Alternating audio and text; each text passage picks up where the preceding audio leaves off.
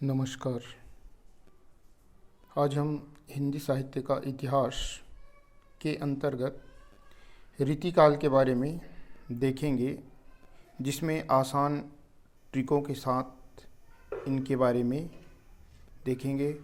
आप लोगों को निश्चित तौर पे समझ आएगा और अच्छा लगेगा, ऐसा मैं विश्वास करता हूँ। चलिए देखते हैं। हिंदी साहित्य का जो तीसरा काल है उसे रीतिकाल के नाम से जाना जाता है, जिसकी समय सीमा विक्रम संवत में अगर हम देखते हैं तो 1700 से लेकर 1900, जबकि ईस्वी सन में 1643 से लेकर 1843 तक।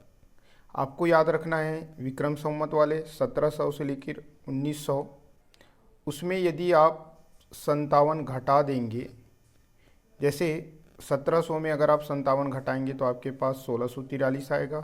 1900 में यदि आप 57 घटाएंगे तो आपके पास 1843 आएगा।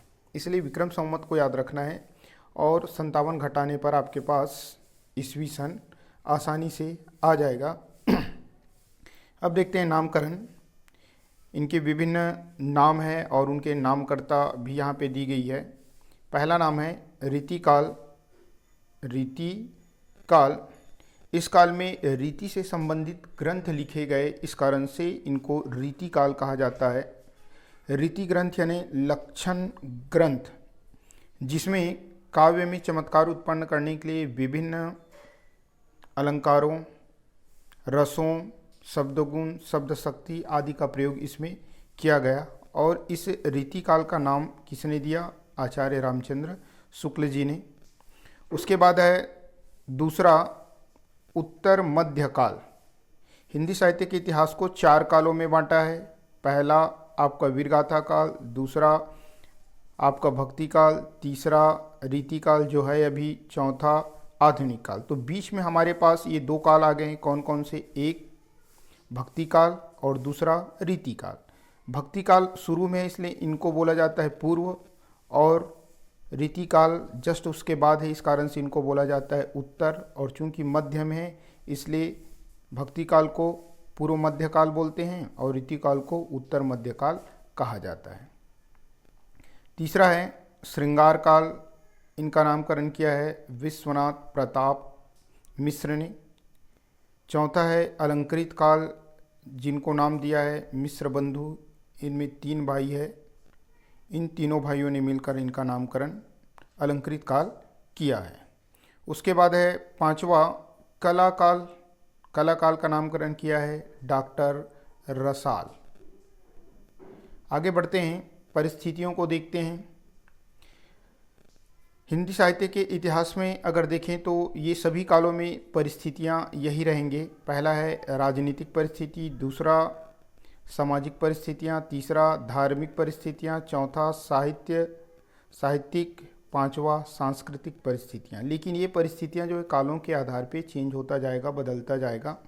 जैसे राजनीतिक परिस्थितियों में क्या होगा रीतिकाल में, कि इस समय हमारे देश में शासक कौन थे? इस समय हमारे देश में मुगलों का शासन व्यवस्था चल रहा था और शाहजहाँ का शासन व्यवस्था था। शाहजहाँ, जिन्होंने आपका ताजमहल बनाए, वही शाहजहाँ के शासनकाल से लेकर, इसके बाद आएगा औरंगजेब, औरंगजेब के बाद बहादुर शाह प्रथम, आलम, उसके बाद आपका आएगा मोहम्मद शाह।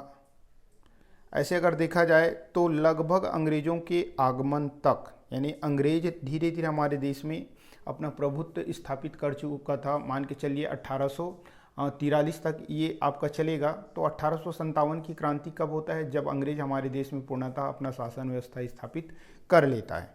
तो मान के चलिए कि ये शाहजहाँ से लेकर हमारे देश में अंग्रेज़ों के प्रभुत्व स्थापित करने तक का राजनीतिक परिस्थिति इसमें रहेगा।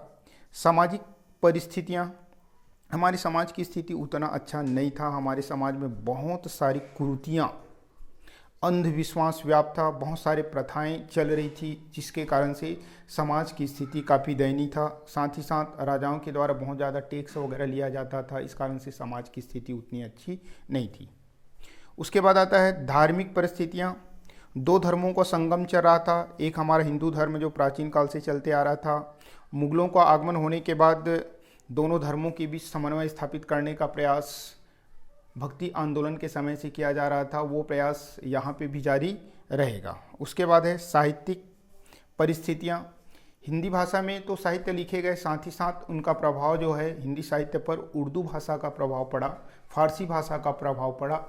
इस कारण से यहाँ कई फारसी कवि, कई उर्दू के कवि भी यहाँ आकर भक्ति में लीन होकर भक्ति से संबंधित रचना लिखने का प्रयास किया भक्ति काल में। उसके बाद रीति काल में भी कई ऐसे कवि हुए हैं जो रीति से संबंधित रचना लिखे। सांस्कृतिक परिस्थितियाँ में वही हिंदू और मुस्लिम दोनों संस्कृति का यहाँ पे मिलन हो रहा था। इस कारण से यहाँ पे समन्वय स्थापित करने का प्रयास दोनों संस्कृतियों के माध्यम से किया जा रहा था। इस प्रकार से हमारे पास परिस्थितियाँ हुई। उसके बाद आते हैं रीति शब्द। जैसे इस काल का नाम है रीति काल। रीति काल क्यों पड़ा? क्योंकि इस काल में जितने भी रचनाएं लिखे गए अधिकांशतः रीति से संबंधित रचनाएं लिखे गए। रीति से संबंधित यानी लक्षण ग्रंथ, लक्षण यानी विशेषता, यानी काव्य में बहुत सारी विशेषता डालकर उनके सौंदर्य को बढ़ाने का प्रयास किया गया है। इस कारण से इस काल को रीति काल कहा जाता है। तो रीति शब्द का अर्थ क्या है? रीति का अर्थ होता है पद्धति, शैली, प्रणाली, तरीका, सलीका, काव्यांग, निरूपण, ये रीति का अर्थ होता है। यहाँ पे देख रहे हैं कि शैली यानी तरीका, कौन कौन से तरीका के माध्यम से, किस किस शैली के माध्यम से, किन किन पद्धतियों के माध्यम से काव्य में सौंदर्य स्थापित करने का प्रयास किया जा रहा था, काव्य में चमत्कार उत्पन्न करने का प्रयास किया जा रहा था, वो सब रीति के अंतर्गत आते हैं। जैसे यहाँ पे देखिए, इस यानी रीति के माध्यम से काव्य में रस, अलंकार, शब्द गुण, शब्द शक्ति, नायिका भेद, काव्यांग निरूपण आदि के माध्यम से आदि पद्धतियाँ अपनाकर, आदि शैलियाँ अपनाकर काव्य में चमत्कार उत्पन्न करने का, काव्य में सौंदर्य उत्पन्न करने का प्रयास इस काल के जो कवि थे उनके द्वारा किया गया। अब रीति के आधार पर इनका वर्गीकरण किया गया है। रीति के आधार पर इनको 3 काव्य धाराओं में बांटा गया। पहला है रीतिबद्ध काव्य धारा, या इसी को आचार्य कवि कहते हैं। दूसरा है रीति मुक्त काव्य धारा, इसी को स्वच्छंद कवि भी कहते हैं। तीसरा है रीति सिद्ध काव्य धारा, जिसे रीति सिद्ध कवि के नाम से भी जाना जाता है। इस प्रकार से 3 काव्य धारा में इनको बांटा गया। रीतिबद्ध यानी रीति से बंधा हुआ, रीति मुक्त यानी रीति से मुक्त, रीति सिद्ध यानी रीति तो जानते थे लेकिन प्रयोग करना नहीं चाहते थे। उसके बाद आता है रीतिकाल की विशेषताएं। विशेषताओं को याद रखना, जितने इनका नाम है उतने ही विशेषता लगभग यहाँ पे हमको मिलेगा। जैसे पहला इनका नाम क्या है? रीतिकाल, तो उसी से रिलेटेड रीति निरूपण इनकी एक विशेषता हो गई, रीति निरूपण। दूसरा है श्रृंगार काल बोला गया है, तो इसमें आ गया श्रृंगारिकता, यानी श्रृंगार रस का ज़्यादा प्रयोग किया गया, नायक नायिका के बारे में वर्णन किया गया। इस कारण से मान के चलिए यहाँ पे श्रृंगारिकता। एक नाम है आपके पास अलंकृत काल, तो उसके आधार पे इनका क्या हुआ? अलंकारिकता, यानी अलंकार के विभिन्न प्रकारों का उपयोग करके काव्य में चमत्कार उत्पन्न करने का प्रयास कवियों के द्वारा किया गया। चौथा नाम था कला काल, तो यहाँ पे कला पक्ष की प्रधानता, यानी कला पक्ष को महत्व दिया गया भाव पक्ष की अपेक्षा। उसके बाद है लक्षण ग्रंथों की प्रधानता। लक्षण ग्रंथ यानी रीति से संबंधित ग्रंथ की प्रधानता, यानी ज़्यादातर उपयोग किया गया। उसके बाद है आचारत्व एवं कवित्व का अद्भुत समन्वय, यानी जो भी इसमें कवि थे पहले तो वो आचार्य था, अपने आप को आचार्य माना, बाद में धीरे धीरे वो कवि बना। उसके बाद है आश्रयदाताओं की प्रशंसा। वीरगाथा काल में भी आश्रयदाताओं की प्रशंसा था, क्योंकि राजा के आश्रय में कवि लोग रहते थे। भक्ति काल में उनको भगा दिया गया। भगाने के बाद क्या हुआ कि वो लोग मंदिर में चले गए। लेकिन इस काल में पुनः मुगलों का शासन व्यवस्था स्थापित हुआ। उसके बाद जो प्रज्ञान पंडित हुआ करते थे, कवि हुआ करते थे, उसको सहसम्मान अपने दरबार में रखा करते थे।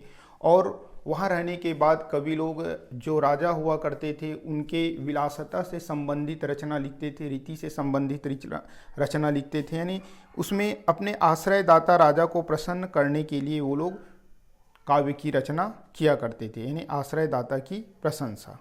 उसके बाद ये 4 है, जिसमें से 3 को आपको बताया था, प्रकृति चित्रण, सौंदर्य चित्रण, नारी भावना, नारी चित्रण। ये 3 ऐसे हैं जिसको कोई भी काल में आप लिख सकते हैं। वीरगाथा काल में भी लिख सकते हैं विशेषता के रूप में, भक्ति काल में, रीति काल में, आधुनिक काल में जितने भी है आपके भारतेंदु युग, द्विवेदी युग, शुक्ल युग, शुक्लोत्तर युग अर्थात छायावाद, प्रगतिवाद, प्रयोगवाद, नई कविताएं, सब में इनका यूज़ किया जा सकता है। ये तीनों का और इस चौथे को भी अगर डालना चाहे तो डाला जा सकता है। ऋतु वर्णन की अधिकता, हर कालों में ऋतु वर्णन किया गया है। उसके बाद अपन आ जाते हैं वर्गीकरण, इनको तो बता दिया। अब उनमें से एक एक के बारे में वर्णन करते हैं। पहला हमारे पास काव्य धारा है जिसका नाम है कौन सा, रीति काव्य धारा या आचार्य कवि। इस काव्य धारा के अंतर्गत या इस वर्ग के अंतर्गत आने वाले कवि मुख्य रूप से आचार्य हैं। पहले वो अपने आप को आचार्य मानते हैं, जो रीति के बंधन से बंधे हुए थे। ये लोग रीति के बंधन से बंधे हुए थे, रीति से संबंधित रचना लिखते थे अपने आश्रयदाता राजाओं को प्रसन्न करने के लिए, अर्थात लक्षण ग्रंथों की रचना की। लक्षण ग्रंथ यानी रीति ग्रंथों की रचना इन लोगों के द्वारा किया गया। रीतिबद्ध नाम से पता चल रहा है कि रीति से बंधा हो, यानी इस काव्य धारा के अंतर्गत वो कवि आते हैं जो रीति से बंधे हुए रचना लिखे। कवियों का नाम देख लेते हैं, ट्रिक के माध्यम से इनको हम समझने का प्रयास करेंगे, आसानी से आपको समझ आएगा। जैसे यहाँ पे देखिए, शुरू में ट्रिक को ही लिख देता हूँ, चिंता मत कर देव। चिंता से आपका चिंतामणि, मत से मतीराम, क से केशवदास, र से रसलीन और देव से देव। रचनाओं को देख लेते हैं। चिंतामणि जी की रचना है रसविलास श्रृंगार मंजरी। दूसरा है मतीराम जिसकी रचना है रसराज फूल मंजरी। तीसरा है केशवदास जिसकी रचना है कवि प्रिया रसिक प्रिया। चौथा है रसलीन जिसकी रचना है रस प्रबोध अंग दर्पण। और पांचवा है देव जिसकी रचना है प्रेम तरंग प्रेम चंद्रिका। उसके बाद दूसरा है हमारे पास रीति मुक्त काल, यानी रीति से मुक्त होना, रीति से स्वतंत्र होकर रचना लिखना। इस काव्य धारा के अंतर्गत वे कवि आते हैं जो रीति बंधन से पूर्णतः मुक्त है, अर्थात काव्य निरूपण करने वाले लक्षण ग्रंथों की रचना इन लोगों के द्वारा नहीं किया गया। इसके जो प्रतिनिधि कवि के रूप में जिनको जाना जाता है वो है घनानंद जी, जो किसके दरबारी कवि थे, मोहम्मद शाह रंगीला के दरबारी कवि थे, जिसे पागल सुल्तान के नाम से जाना जाता है। ये भी आपका मुगल कालीन एक शासक है। आगे देखते हैं इस काल के प्रमुख कवियों का नाम ट्रिक के माध्यम से। इसमें क्या हो जाएगा हमारे पास, घर आबो ठाकुर,